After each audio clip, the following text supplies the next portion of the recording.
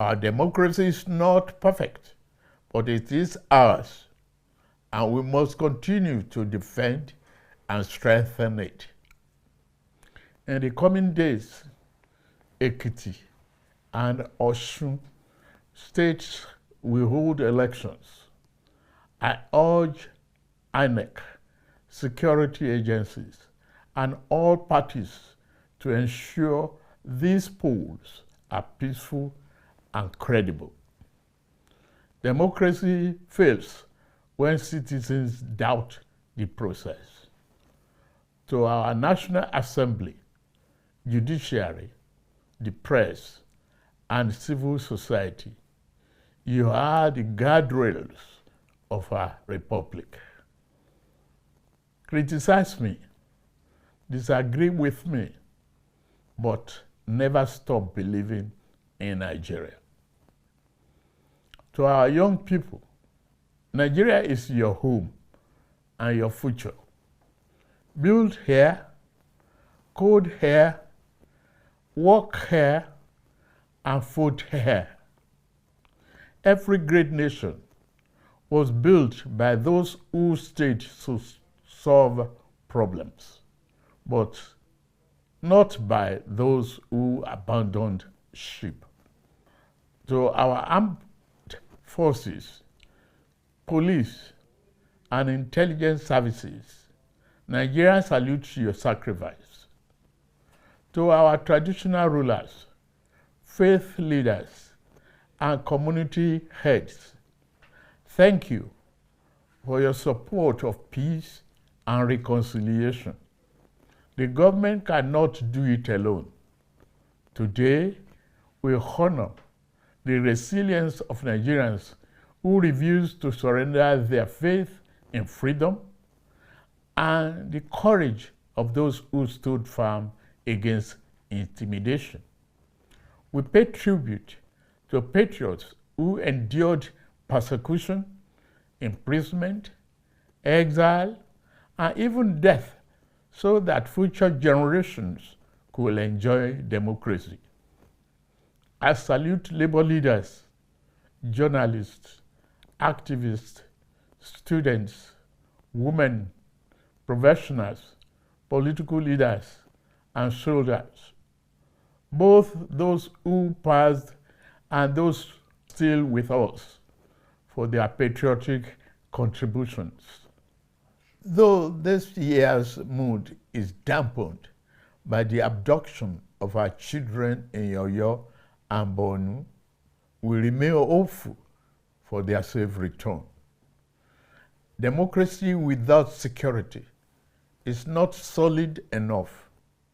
That is why this administration has chosen both kinetic and non-kinetic strategies to restore peace, declared a security emergency, and approved the recruitment of 50,000 new police officers and thousands of military recruits. Our 2026 budget commits 5.41 trillion, our largest ever, to defense and security. We have moved from training with our allies to precision targeting. In Arege, we degraded ISWAP and command centers. Terror-related deaths are down by 81% since 2015. Over 13,000 terrorists have been neutralized in the past year. But we also keep the door of surrender open. Over 124,000 fighters and dependents have laid down arms since 2023. Through Operation Safe Corridor, we turn our former enemies into citizens because every life saved is a victory for democracy. To bandits, kidnappers, and sponsors of terror, surrender or face the full force of the Nigerian state. These windows of surrender will not remain open forever. No mercy will be shown to those who trade in blood of Nigerians. At a time like this, let us not assign blames or point fingers. Crime has no ethnicity. We must stand united and be assured that the enemies of our nation shall soon be history. We will triumph over terror and continue to build economic freedom. Since 2023, our reforms have restored stability and credibility to economic management. Federation revenues have risen, providing state and local governments with more resources for infrastructure, education, health care, and security. Fiscal transparency has improved. Leakage has been reduced, and public funds are better directed to national priorities. Investors' confidence has returned with investment in agriculture, energy, manufacturing, technology, mining, transportation, and the creative industries growing. Domestic refinery capacity has increased, strengthening energy security and reducing our reliance on imported petroleum products. By 2020, let us move forward together, rejecting division, cynicism, and despair, embracing unity, hope, and confidence. Let us build a Nigeria united by a common purpose, strengthened by diversity, where justice is accessible, liberty is secure, and opportunity is abundant. Among the architects of modern democratic Nigeria, we honor General Shehu Musa Yar'Adua for his vision of national partnership.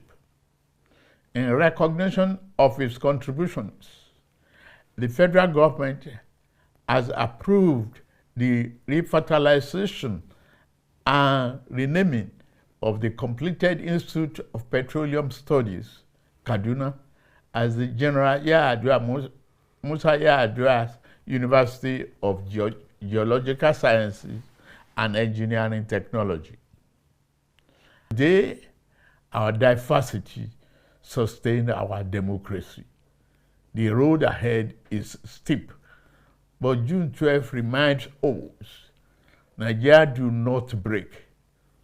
We bend, we bleed, but we do not break.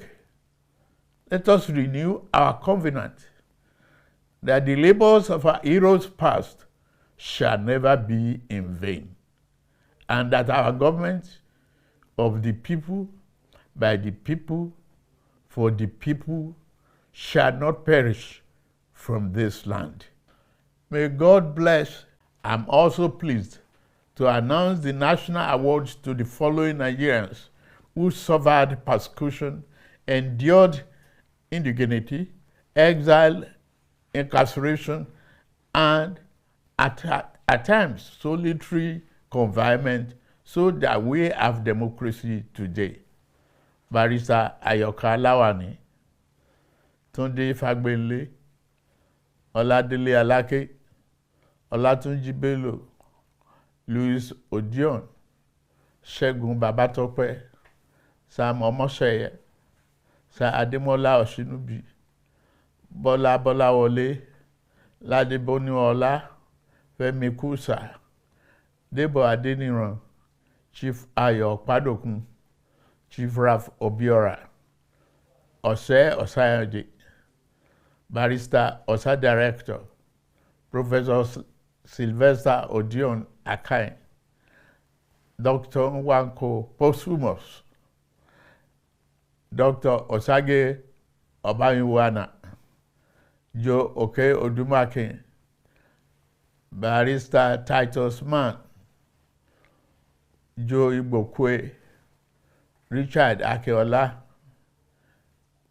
Ben Charles Obi, posthumous, George Umba, Niran Malaolu, Major General Shola Williams, retired, Femi Aborishade, Jenkins Alumona, Gbemiga Ogunleye, Muyiwa Adekaye, Babajide Kolade Otitoju, Ike Okonta. We also recognize the soldiers, Democrats of the June 12 struggle. Major General M.A. Garba, Brigadier General Lawal Jafaru Isa, Colonel Umar Farouk Ahmed, Colonel Sambo Dasuki, Colonel Lawal Gwadabe, Brigadier Jonathan Ndan Temlong, Colonel Musa Shehu, Major General Chris Eze, Major General Aris Dama, Colonel Isa Jibrin, Major General Joseph Oshanokpin, Colonel Olusegun Oloruntoba, Olugbede of Gbede Kingdom, Lieutenant Colonel Happy Kevas Bulus, Colonel J. Okai, Colonel Emmanuel Unduboeze, Lieutenant Colonel Yakubu Muazu, Brigadier Yaya Abubakar, the current Esu Nupe, who is already the holder of CFR title. The honored list will be released in the next few days. Fellow Nigerians, 27 years ago, many doubted democracy would